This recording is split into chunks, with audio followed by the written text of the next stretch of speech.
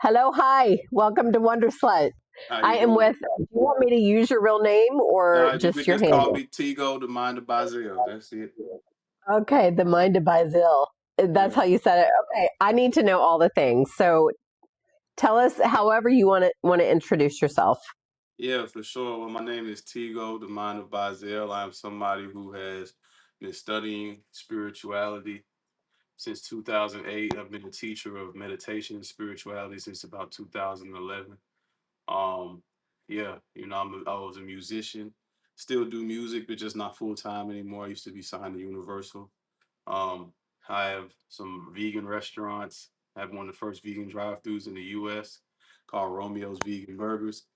Nah, yeah, but I spend most of my time now teaching spirituality and asking interesting questions of AI and personally counseling people on spirituality, life coaching, how to open the heart, and yeah, how to live your purpose.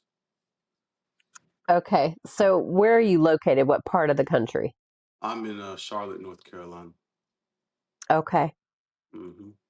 I love North Carolina. It's beautiful It's a there. beautiful place, indeed. Well, I found you on TikTok and I cannot remember the reel that lured me in, but I was like, okay, I love this so much. So tell me like what your background is. Are you like a Southern Baptist historically? What were you raised in? What tradition Oh of well, faith? my family's from West Africa, Sierra Leone. I was the first one born in the States. Um, Well, we have that's cool. yeah, we have a indigenous background and also a Christian background. So my family had a Methodist background. I was actually in a private school from the time I was in kindergarten until like fifth grade.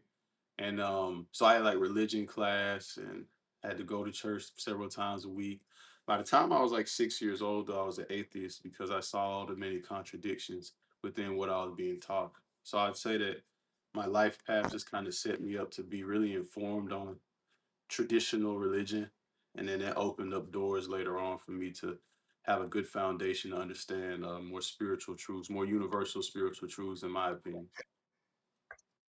Okay, so you don't have a traditional background necessarily. Did you study the Bible? Was your family into that? Well, that's what I'm saying. When I was in that private school, again, it was a Catholic school, so I had religion class, and I had to be in the church several times a week. So I did. I read the Bible front to back a few times. Okay. And by the time you were 6, you knew you were an atheist? Yeah, by the time I was 6, I remember I had a call. I was laying in the bed.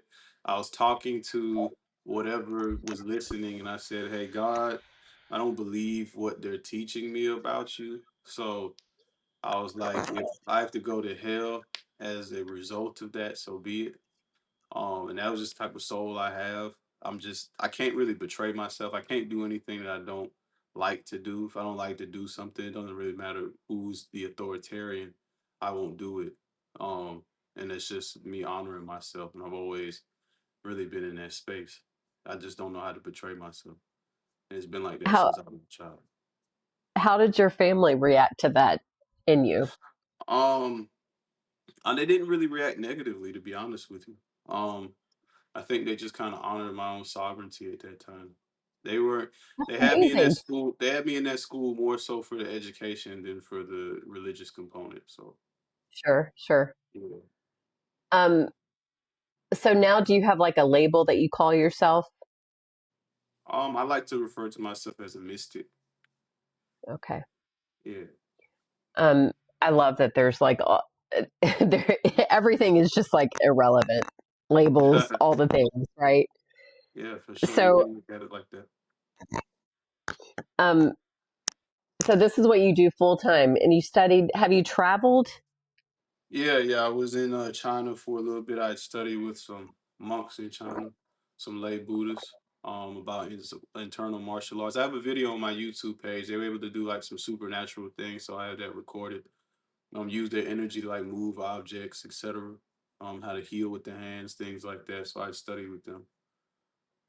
That's I've traveled many other places, but for spirituality, that was why I traveled to China, just to further my own, not just understanding, but my own practice. I was having psychic phenomena. I was having prophetic dreams, and I was able to start feeling energy. And nobody here around that time, this was like 2011, nobody here was able to tell me what was going on. So I tracked down a group of Buddhists who were very familiar with that and could help me with that. So I went to see them. Well, that's very cool. You weren't like hospitalized. Nobody put you in an insane asylum or anything. They I just did. like I mean, alone. I was a grown man at that time. I was 25 when that happened. So What a gift. yeah, I think often that so many of our labeled mental ill people are just really in touch with the spiritual realm that we can't see. Like they just yeah, move differently through the world, you know? yeah, for sure. I think that some of them just have an imbalance, where certain aspects of spirituality or the other dimensions they're able to access it, but they're not able to access it clearly. It's kind of like being in between two radio stations, so it's staticky. And as a result, it just comes off as incoherent, but they are accessing something. So without being able to go through that full process of integration, and then after medicating them, it just keeps them in that static state. Um, okay, you were talking about being able to move things energetically, and Mhm. I think I just said yesterday, like levitating is a thing, right? I believe that that's what happened to Jesus when he ascended, was that he just reached all the levels of higher consciousness, right? He was just a clear vessel. Like, have you processed that at all through that lens? Yeah, I mean, you have Father Francis Tiso, who is invited by the Dzogchen Buddhists to experience what they call the rainbow body of light. And Father Francis Tiso says that that was the same resurrection body of Christ. Essentially, the Dzogchen tradition takes their physical body, they go into a meditative state, and they're able to turn their physical body into light.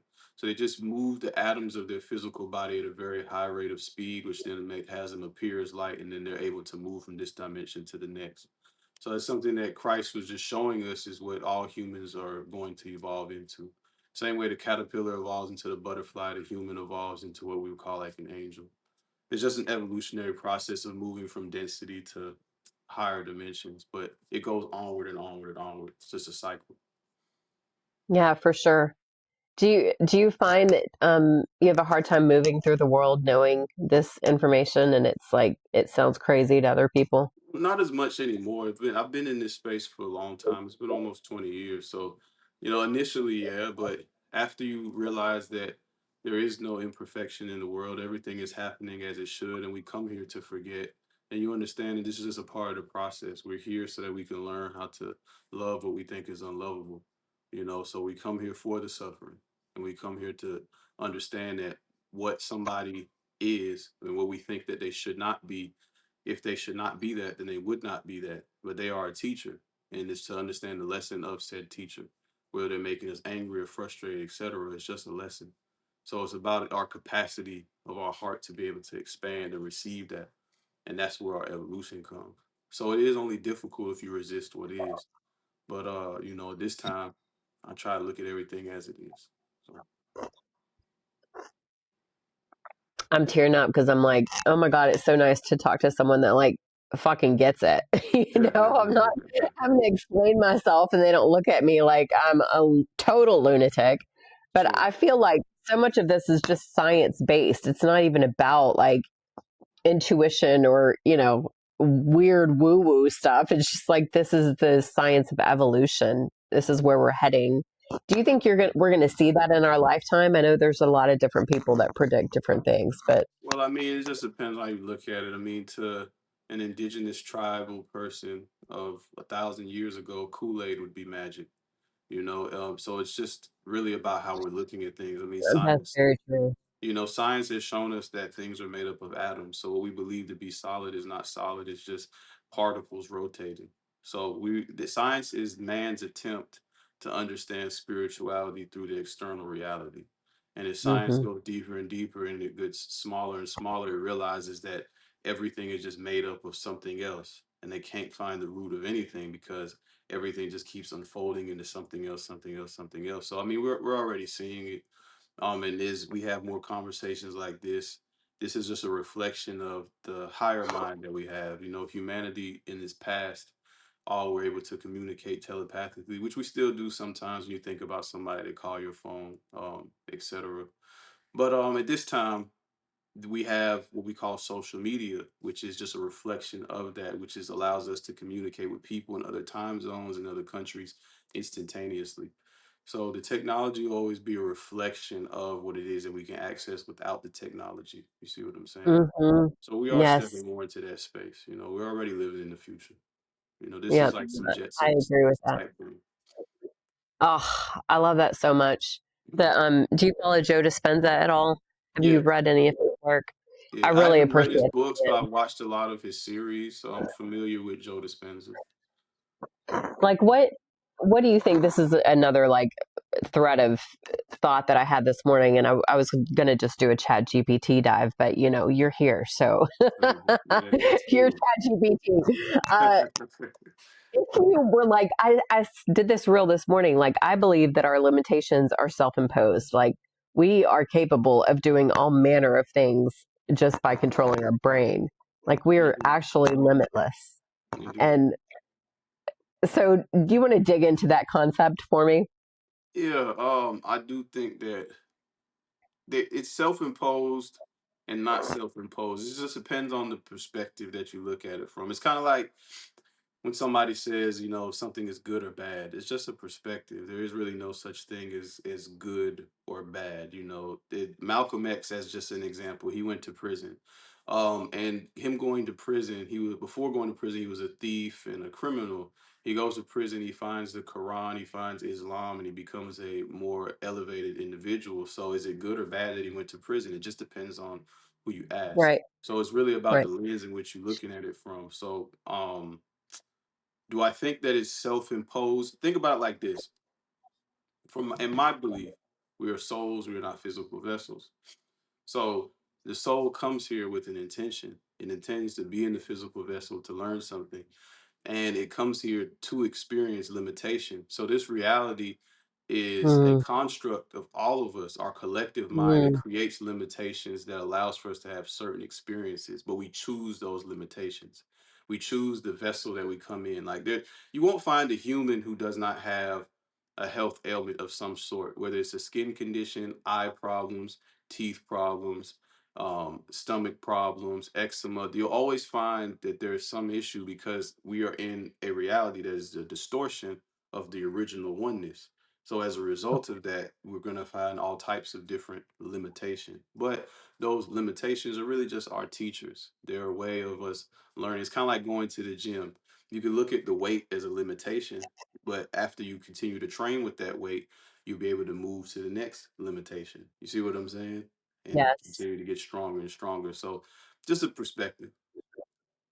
That makes total sense to me because I walk in the park every day and there's stickers, and every day it's like I fight with myself about this. I'm like pushing myself to walk and train my nervous system to feel safe as I walk, but also I know that there are stickers. So do I need to just put my shoes on and walk through it, or should I just like push myself to overcome the pain of the stickers, and then it's not going to matter that there are stickers, right? When you're referring to stickers, what are you talking about? Like the burrs that actually hurt when you step on them. They go into your foot. Oh, are you talking about like those little ball things that are on the ground? Is that Yeah, what you're talking about? Okay, yeah, now you're saying when you walk through the park that say it again. I want to make sure I follow what you were saying. yeah. Because I know that there are stickers there, but I'm also like, I know I'm a spirit in a human body, and it's only Okay. pain if I'm telling myself it's pain. Sure. I Does mean, that well, make it's sense? not even put it like this. Like pain is just a signal. Like pain is also not good or bad. You know, a person can have a sexual experience that's painful and like it. You know what I'm saying? You can get a tattoo that's painful and like that. So it's really more about your relationship with the pain, which will either give you joy or suffering. So it's always going to be your relationship to what you're experiencing. But pain in general is just a signal that's hardwired into the body to communicate something no different than joy is. But in terms of it being right or wrong or good and bad, I don't think that that's really a thing. You know, it's more about our resistance to the pain that was now what creates the suffering. But like much like getting a tattoo, if you accept it and then feel it and then integrate it, now you can enjoy said pain. So, it's just Right. it's yeah, it just kind of depends on what it is that you're trying to achieve. So if you're walking through the park barefoot and then there's these stickers, if you are trying to get your body to be more acclimated to the environment, then you are going to have to sustain that, because our ancestors used to walk barefoot everywhere and they could walk on rocks, but the soles of their feet Right. had been trained in order to do so. If your soles of your feet are screaming in pain, then it's just telling you that that part of your body is not conditioned for that yet. So what you need to do is ease into it, much like the gym. You start with 10 pounds and 20 pounds and 30 pounds, et cetera, et cetera. So it's just about really trying to figure out what the pain is trying to communicate, more so than see it as anything that's necessarily negative. Okay. That makes That sense. was amazing. Yes. I think, thank you, ChatGPT. Fuck. Yes, that was so helpful because I feel like, and I tell my girlfriend this, like, I believe we can alchemize whatever we put in our bodies. So I just drink alcohol because I enjoy it. It connects me to my friends. I feel like it's a social hour. I'm not hating on it. Like, it actually lights me up, right? Because I've trained my brain to not be like, oh, you shouldn't be doing this. You're such a loser. I can't believe you're participating in this. And I'm like, I get to decide how this alcohol processes in my body, not the alcohol itself. It's never about the thing. And also, we are in these physical bodies that do have experience with, this is how I'm programmed to respond to this thing. And so, is that just like a process, you think, to get that I think out of it's it? it depends. Like, it's kind of like the aging process. We collectively have agreed upon certain aging processes, but you can override it depending on whatever your true core belief is. So if you have a belief that's deeply ingrained, that you believe that you'll age to be 300 years old, that has to be something that you believe in your soul, not something that you just believe in your conscious mind that you're subconsciously afraid of. You see what I'm Oh saying? my So God. Okay. Go ahead. yeah, yeah. So it's similar to alcohol. Alcohol has a certain relationship with the environment, because alcohol is something that comes from fermentation. So, and it kills organisms. You see what I'm saying? Like, that's what it naturally does. It's like you want to clean an area with alcohol. You're doing it is cleaning the area because it's killing whatever organisms are there. So its Oh, relationship with the physical body can be damaging based off of the agreement we have collectively about what it is. Now, in terms of whether it's good or bad, it's really just up to the individual. It just depends on what your goal is. Again, it's no different than the gym. I like to relate everything to the gym because it's a very simple analogy. You can keep going to the gym, but if you eat a lot of carbs, you eat a lot of things that will put more fat on the body, it'll make it more difficult maybe to obtain the physique that you want, but you can. It's really up to you, but it's what is your goal in life is more the question, not whether it's good or bad. What are you trying to attain? If we're trying to attain the Christ-like consciousness, then we have to move in a particular way. Same way if we want to attain a demon-like consciousness. It's whatever choice we want to make. But if you want to become a demon, you have to do as demons do. And if you want to become an angel, you have to do as angels do. So it's really more about where you are. And whatever it is that you are doing is just a reflection of where your consciousness is. It's not necessarily good or bad. It just tells you what frequency you're at. right. Because I do think, I think about that. Eckhart Tolle always says, if you're present in the moment, then you only want one drink. You don't want to go beyond that physical state. But I don't know that that applies to everybody. I just loved what you said about there's an agreed upon relationship that we have with all things, Absolutely. and as a collective, we've entered into like these contracts with Exactly. this is how this shows up in our physical bodies. And you can't overcome that, but it's a matter of, I don't know, intense meditation maybe to Yeah, tap into the it's subconscious. about being able to communicate with the God particles of said thing. This is like how you're able to move things with your mind. It's because you've opened your heart to it so that you and the thing that you want to move have become one. So there has to be a certain level of resonance that occurs to where you no longer see a difference between you and the thing. So then now you can override what the collective agreement is and now move into the oneness of the creation itself. So it takes a lot to do that, though. Yes, it does. But what a gift and how beautiful that is.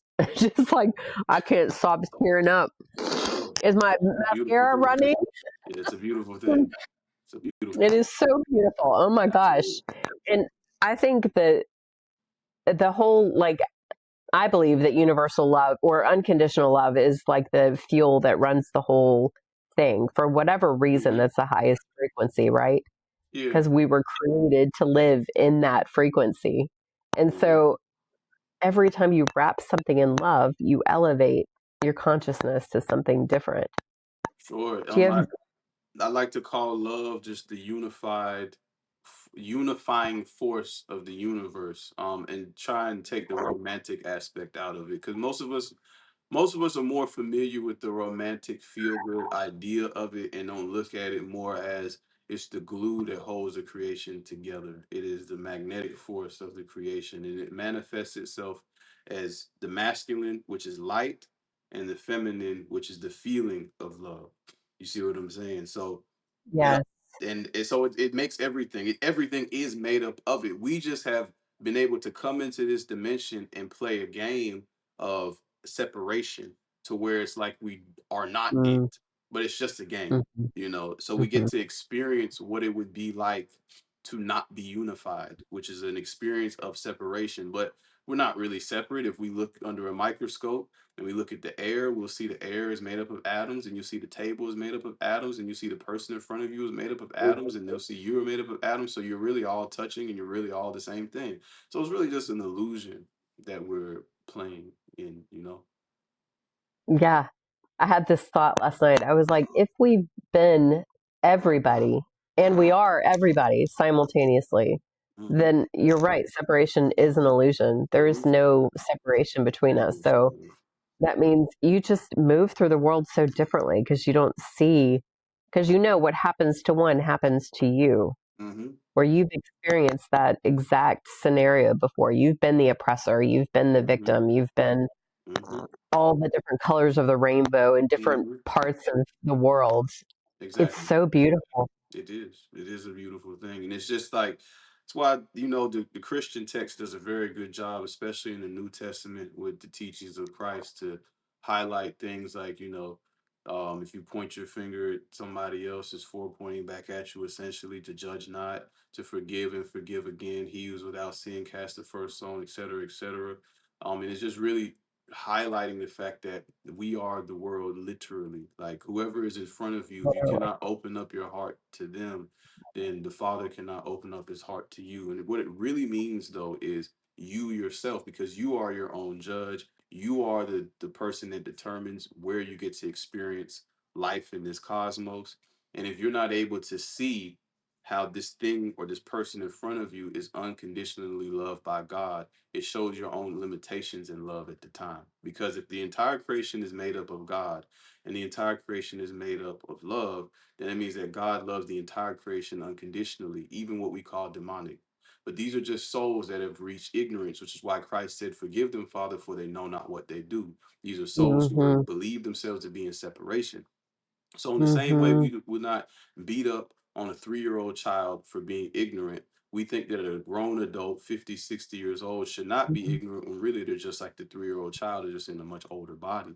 So until we're able to see things through the heart, which allows for the lower self and the Mm-hmm. higher self to unify, now the masculine and the feminine are together, and now you can see clearly. Because if you just have logic, you don't have feeling. And if you just have feeling, you don't have logic. Therefore, you can't see clearly. So that unification now allows for us to see things as God sees it, which is unconditionally loving, and just understand a thing versus judging a thing. So I mean, the Christian text does do a good job of highlighting that, but it's because of all the other nuance in there, all the other things that have been added to it, that creates hierarchy, shame, etc., that won't Mm-hmm. allow for people to get to that very heart-centered place that Christ was trying to teach, in my opinion. Right. Absolutely. I think for whatever reason the Bible's been so distorted, and there are trigger words that I find coming up for me when I speak to people, the Holy Spirit, like all of these very basic words, because now I understand it to be like the mechanism that moves creation, right? And it just seems that the language around Christianity is so limiting. It's just not near as expansive as the way that I read it now. And Sure. It was. I mean, a lot of it was put in a. It was given to us at a time where man was deep in density, because we're not as dense by a long shot as we were then today, you know. So back then, you know, Okay. we were in a much denser place, so that was providing a certain level of light. But as I say, everything is a reflection, so it also reflected our own hierarchical limitations, you know. And it was using manipulative force. Like, what many of us don't understand is everything that we do here is a trickle down or a step down of the spiritual world. So I mean, we can think about it very simply. If you see a plate of food sitting somewhere that was made by somebody, if you just see that plate of food, it would be foolish to think that it just exists on its own. No, somebody made that, which means that plate of food, there was an intention. So just by seeing the plate of food means that there was something intended that happened before it, even if you can't see it. You understand what I'm saying? Right. So there's always an Uh-huh. intention that comes before. So the spiritual world, everything happens there first, and then it ends up coming down here. You following me so far? Uh-huh. So us Um, as souls fell in consciousness, and in so doing, we created a world that also is reflecting this fall. All these other things that we see. So, as an example, we manipulate animals, and we will take animals, we will farm them, we will do these things because the animal is also a soul that wants to live out its life, and we will rob it of that right for our own purpose, but not out of need, out of desire. So mm, in so doing, there are also souls, entities that do the same thing to humanity, have been doing the same thing to humanity for millennia, keeping humanity in a state of a perpetual mm, reincarnation, of not being able to remember where they come from, so that you too can be harvested as we mm. harvest the animals. And it's not until that harvesting stops of the animals, as an example, that we can get to a frequency that will allow us to see how we are also being harvested. Oh my gosh, that just gave me chills. You are absolutely right about that. We've got a rodeo here, and I went because I'm a Texas girl. I've gone to rodeos my whole life, So and but this time I went and I was like, I can't. What are we doing to these animals and why? Like I was so uncomfortable, and I was like, so you do know that you're just like traumatizing the animals in order for you to feel that's entertainment. desire. And people looked at me like I was so crazy because it's so normal to happen around here. But when you start like telling people, my friend had a snake on her property and one of her workers killed it, and she was so upset. She was like, "You don't get to kill animals on my property." But it's like we're in this programmed mode of this is how we treat this thing instead of thinking through it like, oh, that's a living creature that has a frequency Yep. that I've just tried to snuff out. Yeah, that's it. That's just lets us know again. It's a reflection of the consciousness that we have. That's why I said if you see what a person does, what they do would tell you where their consciousness is. You don't have to speak to them. You don't have to ask them anything. Their actions is a reflection of their consciousness and always will be. This is the universe. The universe brings like with like. Oh gosh, That's what that's it says. heavy. Hmm. Okay, how does that play out in your real world life? Are you just so strict with your boundaries or you just read energy off of people Yeah, or yeah, for sure. I mean, I just honor myself as best as I can. You know, healing is not linear, it's cyclical. Therefore, I'm not perfect, and you can't be perfect within this realm or you wouldn't be in this realm. Perfection is not for this realm. Perfection is for oneness with the creator. So these are realms where we are here to learn, and we can only learn through being short-sighted at times. So we can expand that sight. You see what I'm saying? So it just looks like in the moment being still enough and present enough to be able to see the thing as it is instead of seeing it as I want it to be based off of my survival instincts or my desires, etc. So but the desire itself will be a reflection of where you are currently. It's no different than walking into an elevator and not having Hmm. time to say hello to the person beside you, or the way you say hello may be just as a formality instead of actually being concerned for how the person is doing. All of these things are just going to be a reflection of your state of being at the time. But nobody is just in one state of consciousness at all time. It is a wave function. So even as it's just like a music wave, it's like this, an audio wave. It does like this. And our ascension process looks like this. It's going upward, but it's always zigzagging. So you're always going to fall some and rise some, fall some and rise some. That's the process. The same way the the earth is revolving around the sun is the same way we go through the cycle, and again it spirals upward as we ascend. We keep coming back to the same lessons but in different forms, and Mm, that's the ascension process, and it's for you to be able to realize, have you made it past this point yet, or have you not made it past this point yet? So the universe is literally perfect. It's designed perfectly so that it will always reflect you back to you. You are the center of the universe, of your universe. So it's, if you want to be able to connect with the creator, then you have to be able to see the creator in all things. I mean, I think the law of one said it the best way. He said the law of one states, when you look in the mirror, see the creator. When you look at your neighbor, see the creator. When you look at the creation, see the creator. mm, It's a powerful thing. that is so powerful. I love it. And it lines up. I study Kabbalah quite a bit. Kabbalah. Have you gone into that? I love it. Yeah, for sure. One of my It spiritual teachers was also a master of Kabbalah. So, really. mm. But so when you refer to God, what do you say? What term do you use? I don't use any term because I believe that whatever the one infinite creator is, which I normally will refer to it as, just as a way to get the concept across, it is beyond name, beyond form, it's beyond the vibratory complex. It is a unified thing that is not inside of creation. The creation is inside of it. So I don't give it a name. Names are just ways to point to something that you really can't grasp with a name. It's no different than when I Right, use the word love. You can only understand that based off of how you understand love. Just that right, simple. But right. the word love does not encapsulate the power of the feeling. So God to me can only be felt. It's not a name that could make it what it is. I love it. But man, do I love using language to help people get the concept. It's Sure. like my favorite thing, you Sure. know?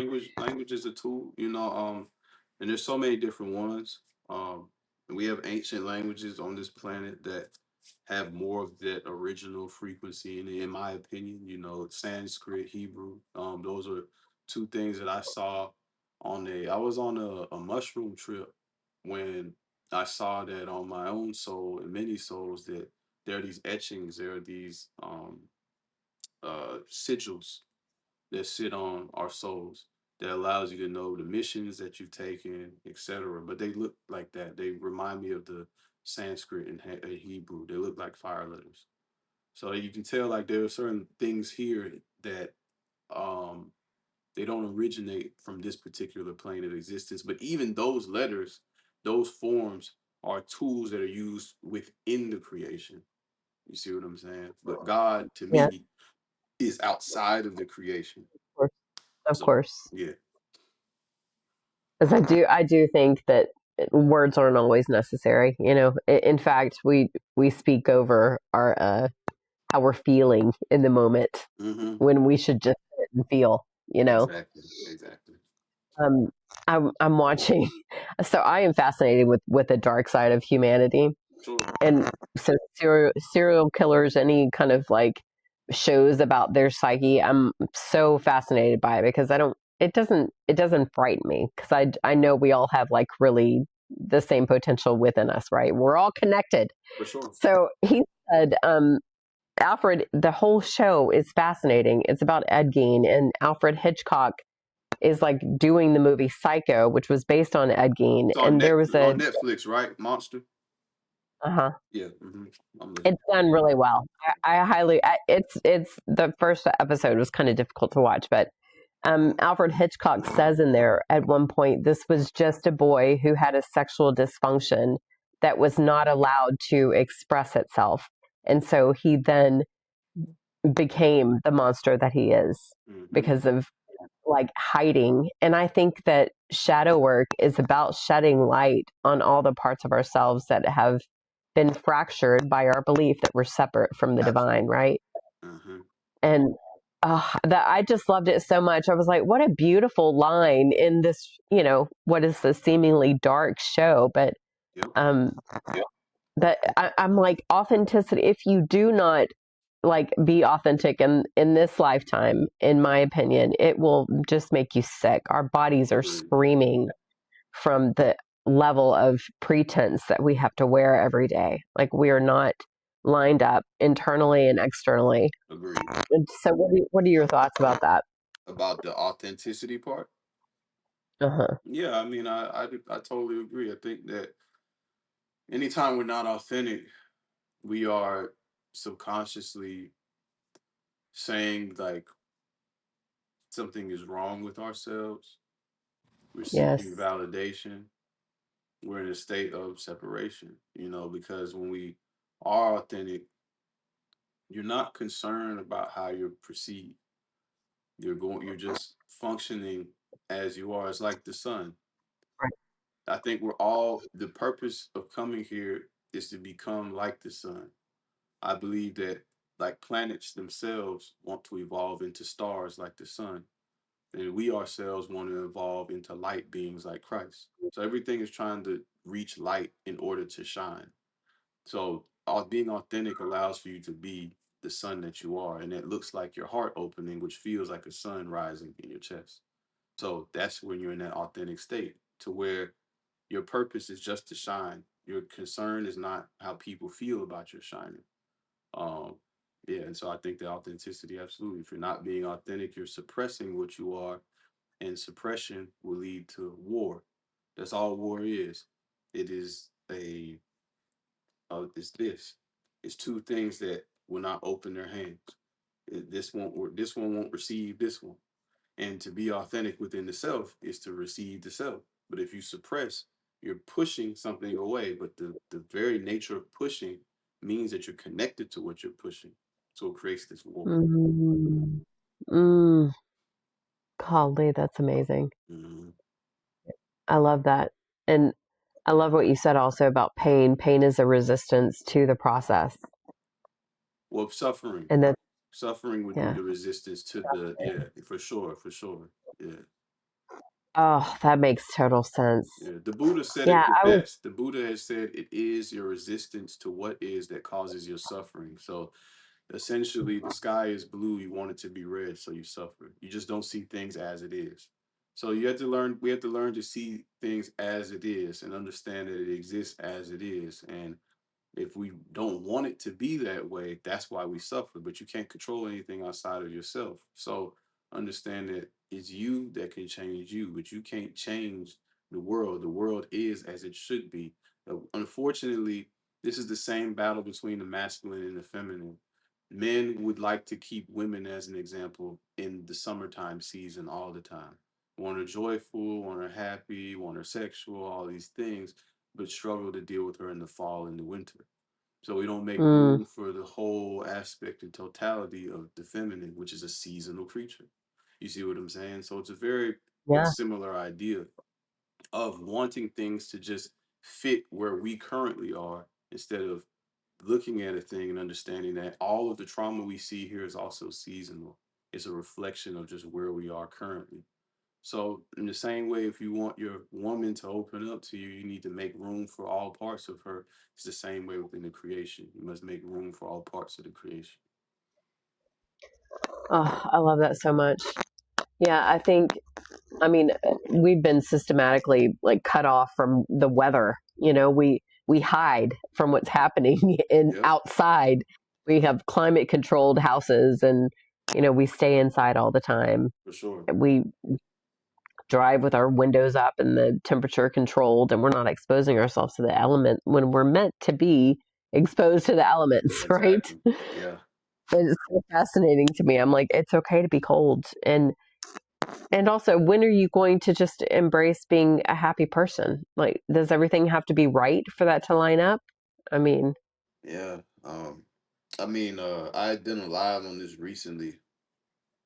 For better or for worse, we think that happiness is a destination, and that's really our entire Mm, issue here. Thinking that mm, it's because a linear way of thinking. This is when the masculine force takes over. It has us think fully linear. So we think that we're in high school. We're like, man, when I get out of my parents' house, all I need is an apartment and a car, and I can smoke when I mm-hmm, want to, go do what I want to do, hang out when I want to hang out. And it happens. And it's fun for a little bit, but what happens? You're still not happy. You want a new car and a new house and a new hmm. I significant want what's other next. and a new Mm-hmm, job. So you can't ever arrive at this linear place that you think is happiness, because the mm-hmm, truth about happiness is actually a byproduct of gratitude. So until you mm-hmm, are present, and you can't be grateful unless you're present. So until you're able to be in this moment and be able to be so grateful for just your legs, even that just standing can make you cry, you can't really grasp happiness. Because mm, unfortunately, if somebody took your legs today and you couldn't walk any longer for 2 years and you just were bedridden, you would think about the times where I wish I could. I remember when I used to walk to the store. I remember when I used to go for a job. And then let's say by some miracle you got your legs back. You would be crying tears of joy for legs that you've had your entire life. But if somebody has mm, to take it from you in order for you to be grateful for it. But you're not grateful mm-hmm, because you're not present, because you're thinking about the next moment to arrive at happiness, when happiness mm-hmm. can be had today if you're just grateful for what you already have. That is so true. Hmm. Yeah, it's definitely a state of consciousness. It's never the thing that gets you there. Never could be. Um, so are you married? Are you in a relationship? Do you want to Yeah, talk yeah, yeah. personally? I'm actually in a new relationship now. I was married, divorced.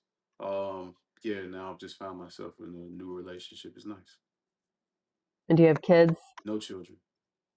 Okay. Hmm. I I was just fascinated. Like, how does one move through the world when you are so enlightened? Like, we're just basic human beings, But I don't know how you function. Like, woo! Are you always serious, or you do smile, so you do have a good time? But Yeah, I mean, you're asking me particular questions about particular things. I'm a multifaceted human like anybody else. I have lots of fun. I just left the gym before I was on here. I do my thing. yeah, It's a thing. Again, relationship is designed to be a container for you to do spiritual work. That's what relationship is for.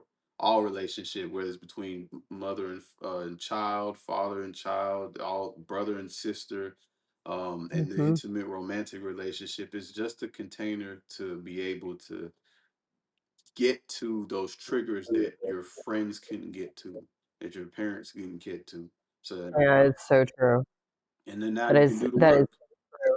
Yeah, now you can do the work. Because without getting to the trigger, you can't heal the trigger. So you need to be triggered in order to see the aspects of yourself that still does not see the creation the way God sees it. I'm wondering if that's like the next step for me because I feel like I've healed all the things, like my family, my friends, all of those relationships have like been neatly tied up. Hmm. I'm sure I'll encounter. I continue to encounter things, but now I'm like, I don't know because I've been single for so long. I don't know what that would look like to be in a relationship at this stage of healing. Yeah. I I'm sure mean, I would go through it all over again. yeah, I would get knocked over. that's what it's for. It's like they say, you can't really know if anything is healed if you're not put to the test. So the relationship is the test. Right. Relationship is the test to see where Fine. you are. Fine. Yeah. 'Cause I'm like protecting myself because I have high standards, but that's just a form of protection. Hmm. So I don't get triggered because I don't like feeling vulnerable and weak. It turns out it's real uncomfortable. And that's the thing. So it really comes to a belief that vulnerable has some weakness, or that Right. and vulnerability is actually the greatest strength, in my opinion. I know. I know. Fine. Yeah, I know it's coming because I feel like I'm open to it now. I'm starting to like say the things, the good positive vibes about having a relationship because I have been so uninterested for a very long time. Sure, sure. Yeah. So, but this is about soul excavation, and I want to be the most optimal human being I can possibly be. Yeah. So And I I'm mean here for all the lessons. you can do it monogamous or polyamorous. It just depends on how you want to do it. I mean, we're all polyamorous beings within our family structures and our friendship structures. In relationship, it can be similar, but the only drawback to that is it's no different than if you're playing basketball with a team of people. You have to have coherence with that team over time in order to build relationship. So to do with multiple people would be very difficult, which is why the divine container of one-on-one allows for you to just do work with one individual over time to where those triggers can keep Mm, coming up and you can keep seeing the things. So now you can see something very clearly through just doing this intense work with one other individual, because what can happen is you can bypass by working with somebody in relationship, they trigger you like, I don't want to do this anymore, and you go somewhere else. When if you stay in that the situation, it allow for you to be able to work through it more diligently. Now, it's not a positive or a negative. It's just a reflection of where you are, as I've said before.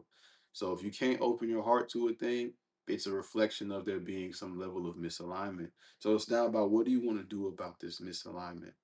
Are you going to try and force alignment, or are you going to receive this alignment in love from a distance? Are you going to love closely? Or are you going to try again, as Christ says, forgive and forgive again? Are you going to try and open your heart to this situation? But the number one question you always have to ask yourself is, are you betraying yourself in this moment? Are you trying to stay because you think it's something that you should do? Or are you staying mm, because it's something that you want to do? And that's all the difference in anything. Most of us know martyrdom, especially the feminine knows martyrdom, sacrificing the self to say what's in front of me is more important than me. mm, So then you deplete mhm, your energy versus understanding what's in front of you is just as important as you. Then you are just as important as it. So then now you're functioning from a place of, this is where I am, which you need to be able to honor and say, you know what, I can see how you can be loved unconditionally, but I'm just not in a place to be able to do it right now. And that's how you honor yourself, you know, and just work from where you know where you are. Be, you said it earlier, authentic. Be honest with yourself about where you are standing and your own limitations at present, and move from there. But just move honestly. There's no right or wrong. It's just a reflection of where you are. Some of you are much further along than many, and then there are many that are much further along than you, and that's all just a perspective, and that will be forever and eternity as long as you're in creation. There will be those that are right. further ahead and those that are behind. Just be concerned about where you are. Yeah, for sure. Hmm. Oh, I love that so much. And I feel like all that I can ever tell anybody when they ask for advice is, you know, I mean, your intuition will tell you whether you're in alignment or not. Absolutely. Your body tells you, like Absolutely. your heart tells you. You have to just pay attention. And if it's not aligned, then you get out and you Absolutely. find a different path. But you're not obligated to stay anywhere for anything or anyone Oh, unless you allow that to be a thing. yep. There's no I obligation. think that is, I do think, I don't know if women, if this is specific to feminine energy or what, but we're very dedicated to making relationships work. We feel like failures when they don't. But the point is, you're finding out who you are and who they are. And when you don't align anymore, you just move, you flow. Yeah. Yeah. Just flow. Just flow, because it's just really understanding there's nothing wrong with you and there's nothing wrong with them. That's really more the key. It's, again, we have to see people as they are. So most of the time Yep. we want people to be what we want them to be for us, and we Hmm. need to give them the space for them to show us who they are truly, so that we can make more room for who they are truly. As the Buddha said, if you love a flower, I'm sorry, if you like a flower, you pick it. If you love a flower, you let it grow. And all it really means is most of us are picking flowers. We see a flower in the garden and we're like, ooh, pretty flower. Let me bring it into my house so they can make my house Mm, smell good and make my try house to pretty. own it. I want to possess it and attach. And attachment is suffering. Instead of, Yes. because love is forward motion. So now love is, let me go water the flower in the garden. Let me see what the flower needs. Let me be with the flower. So the love is about how can I be of service to the flower, not of how can the flower be of service to me. Right. This is all love is. How can I move forward and be of service? How can That's always the question of the angel. How can I serve the creation? How can I serve the creator? And we can do that in relationship of how can I help this individual? And where you are no longer able to help, that's okay. It just means that that's where you are at that time. And then you be of service in ways that you can. There's no greater is serving one homeless person from the heart is far greater than serving millions from the ego. That is so true. Mhm. Yep. Oh my God, what a great conversation. I just looked, it's been 50 minutes. Thank you. I feel like, woo, I need a nap and I need to just sit and think like for a solid hour about everything you've shared with me. That was so beautiful. Oh my gosh, I cannot wait for everybody to hear it. Well, they did. The Yes, live they people did. did. Yes, they did. Thank you for doing this with me. Absolutely. Okay, I'm gonna end it. Do you have any last? Tell us where to find you. All the things. Yeah, the Mind of Bizzel on all platforms on YouTube. We're at like 60,000 subscribers in about 6 months, so it's been a blessing. That's Here, amazing. on TikTok the same, on Instagram the same. I'm just growing the platform. The Mind of Bizzel everywhere. Yeah. If Okay. people want to do like Okay. Wait. Tell me what who by Zell is. Where did you come up with that? Well, people have called me Tigo for a long time. My name is Montego, so people shorten it to Tigo. Then people were calling me Montego Bay, so then it got shortened to Tigo B. And then there was a nickname that was given to me, just like as a shortening of the B. Like, hey, they were actually calling me Bizzle. Then they started calling me Bizell, and then I just kept it. It's really just that. There's no like super significance to it. It's just, and then I started a page that was just about my mind and how I thought about things called the Mind of Bizell, simply just to share stuff. And then now it just has grown into something, its own thing. Isn't it so fun? It is so fun. I feel like every day I'm like, I love my life. I get to process ideas with people, and it's just so fascinating. It's Lights beautiful. me up. It I'm is. so thankful for you in the world. Thank you for sure. For Okay. sure. Thank you for giving me a platform. I appreciate you. Yay. Okay. Don't go anywhere. Okay.